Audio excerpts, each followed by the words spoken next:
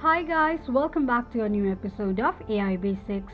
Today in this video, I'm going to show you how you can download Replika application on your Android device. Keep watching the video till the end.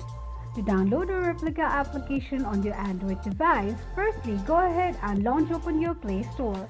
On the search box at the top, type in Replika and make a search. You're going to see the search results displayed on the screen. Simply tap on Install button right next to the application to begin the downloading process. While downloading an application, make sure that you are connected to a strong internet. Once the application is downloaded, tap on Open button to launch the application. Open the application and that is how you will be able to download Replika application on your Android device quickly and easily just in few steps. If you have any thoughts or queries, let us know in the comment section. Don't forget to subscribe to our channel.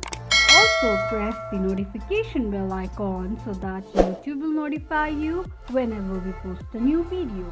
I hope this video was helpful to you. Thank you so much for watching.